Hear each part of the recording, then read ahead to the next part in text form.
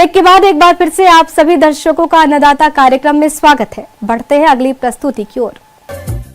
मौसम के अनुसार प्रबंधनों पर ही टिकी है आपकी खेती-बाड़ी, इसलिए मौसम पूर्वानुमान और उस पर आधारित साप्ताहिक कृषि सलाह इस प्रकार है।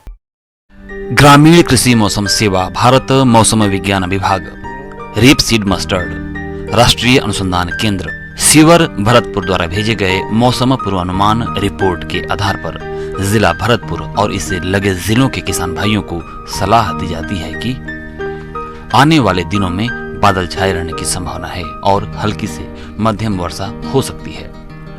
आगामी दिनों में अधिकतम तापमान 38 डिग्री सेल्सियस और न्यूनतम तापमान 25 से 26 डिग्री सेल्सियस रहने की संभावना है। ऐसे में इन क्षेत्रों के किसान भाइयों को सलाह दी जाती है कि वर्षा जल संचयन के लिए खेत का तालाब या प्लास्टिक की पानी की टंकी का निर्माण करें। फलों के बगीचों में खोदे गए गड्ढों में खाद और उर्वरक का मिश्रण भरें और बारिश होने पर रोपण का कार्य करें। बाजरा, ज्वार, मक्का, मूंग, मोठ और ग्वार आदि खरीफ फसलों की बुआई करें। बीज को उपचार करने के बाद बोना चाहिए। बाजरा की बुआई के लिए 4 किलोग्राम बीज प्रति हेक्टेयर के लिए पर्याप्त है। बीज को 3 ग्राम धीरम प्रति किलोग्राम बीज की दर से उपचारित करने के बाद एजेटोबैक्टर कल्चर से उपचारित करके बुआई करें। 1 हेक्टेयर बीज के लिए 2 से 3 पैकेट कल्चर के पर्याप्त हैं। तिल की RT 351, RT 346 उपयुक्त किस्में हैं। बीज को ट्राइकोडर्मा 10 ग्राम प्रति किलोग्राम बीज की दर से उपचारित करने के बाद बुआई करें।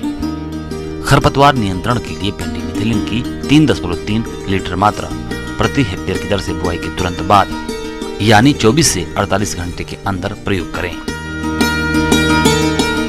नींबू वर्गीय फलों में फल गिरने की समस्या को नियंत्रित करने के लिए प्लेनोफिक्स हार्मोन्स 3 मिलीलीटर प्रति 15 लीटर पानी की दर से घोलकर छिड़काव करें। अन्नदाता हेल्पलाइन निःशुल्क फोन संपर्क सेवा के माध्यम से आपके द्वारा पूछे गए प्रश्नों में से 1 या 2 महत्वपूर्ण प्रश्न को हम अपने कार्यक्रम में शामिल करते हैं। इसी के तहत आज का चयनित प्रश्न और उसका जवाब इस प्रकार है। अन्नदाता निःशुल्क फोन संपर्क सेवा के माध्यम से पूछे गए प्रश्नों में से आज हमने जिस प्रश्न को कार्यक्रम में शामिल किया है उसे पूछा है ग्राम धानी, जिला चित्तौड़गढ़ के कृषक मनोज सिंह ने। ये सोलर पंप सेट लगाने के बारे में जानकारी चाहते हैं। तो मनोज सिंह जी, आपकी जानकारी के लिए प्रस्तुत है कार्यक्रम का ये अंश। मैं ये बताना चाहूँ कि हमारे जो किसान भाई लोग हैं वो हमारे जो वर्षा से जो बारिश होती है वो उसी पे डिपेंड करते हैं, उसी पे आधारित है। हमारे जो कृषि कर रहे हैं वो लोग उसी पे आधारित हैं। तो इससे क्या होता है कि जैसे अगर समय पे बारिश ना हुई तो इनसे उनका जो कृषि है वो प्रभावित होता है, फसल डैमेज हो जाते हैं। तो इसके लिए क्या है, हमारा सौर ऊर्जा जो कि बहुत ही आसानी से अवेलेबल है सब जगह, सब एक बहुत ही आसान स्रोत है जिसका इस्तेमाल करके हमारे किसान भाई समय पे सिंचाई कर सकते हैं। सौर ऊर्जा सूर्य द्वारा प्राप्त एक अक्षय ऊर्जा है जिसका प्रयोग बिजली बनाने में कई वर्षों से किया जा रहा है। इस तकनीक में बहुत से सुधार होते होते आज यह तकनीक विद्युत उत्पादन का सरल एवं आसान तरीका बन गया है। सूर्य के प्रकाश को सोलर सेल द्वारा अवशोषित करके फोटो इलेक्ट्रिक विधि से सोलर विद्युत का उत्पादन होता है। इसे हम करंट के रूप में परिवर्तित करके सिंचाई जल निकालने के प्रयोग में लाते हैं। सूर्य से विद्युत उत्पादन हेतु एक मोटर, एक सोलर पैनल तथा एक दिखाई जा रहे निर्माण ढांचे की जरूरत होती है। सोलर सेल जो कि सिलिकॉन नामक धातु से बनाया जाता है। इसके ऊपर सूर्य की किरणें जितनी ज्यादा पड़ती हैं उतना ही ज्यादा विद्युत का उत्पादन होता है।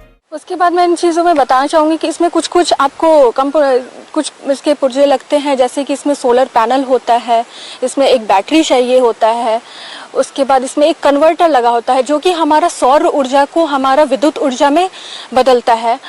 और फिर एक ये हो गई, ये 3-4 मेजर कंपोनेंट से एक बैटरी लगा। तो ये जो है कुछ मेजर कंपोनेंट्स है जिसमें आपको लगभग मैं बताना चाहूँगी कि इसके जो खर्च है वो आपको डिपेंड करता है कि आप कितने HP का भी मोटर लगा रहे हैं। इसमें आपको HP आपको मिलेंगे 1 HP, 2 HP, 3 HP, 5 HP, 7.5 HP, 10 HP, ऐसे आपको पंप मिलेंगे।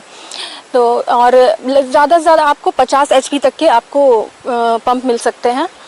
उसमें आपका आप किस तरीके का पंप लगा रहे हैं, कितने एचपी का पंप लगा रहे हैं, आपका इस पे लागत डिपेंड करेगा। इसका जो खर्च होता है लगभग मैं आपको बताऊंगी तो 1 एचपी का मतलब आपका 68,000 से लेके 4,68,000 तक आएगा, जो कि डीसी मोटर, ये मैं डीसी मोटर की बात बता रही हूँ। फिर अगर आप एसी मोटर की बात करें तो एसी मोटर का जो खर्च है वो लगभग 1,15,000 से लेके 5,68,000 तक खर्च बैठता है इसमें। यह सोलर पैनल 3 प्रकार के होते हैं। पहला मैनुअल, दूसरा स्टैंडर्ड तथा तीसरा ऑटोमेटिक ट्रैकर सोलर। आइए इस बारे में हम चर्चा करते हैं। मैनुअल सोलर सेट के बारे में इस प्रकार के पैनल को सूर्य की दिशा में हाथों से घुमाना पड़ता है। यह कार्य कोई भी व्यक्ति कर सकता है। सुबह के समय सोलर पैनल को पूर्व दिशा की ओर रखते हैं, दोपहर के समय में सूर्य की सीधी दिशा में रखते हैं और शाम को इसे पश्चिम दिशा में घुमाना पड़ता है। अब बात करते हैं स्टैंडर्ड टाइप सोलर पैनल के बारे में। यह एक स्थायी संरचना होती है, इसे विभिन्न दिशाओं में घुमाने की आवश्यकता नहीं पड़ती। इसके पैनल को दक्षिण दिशा की ओर स्थायी तौर पर लगा दिया जाता है।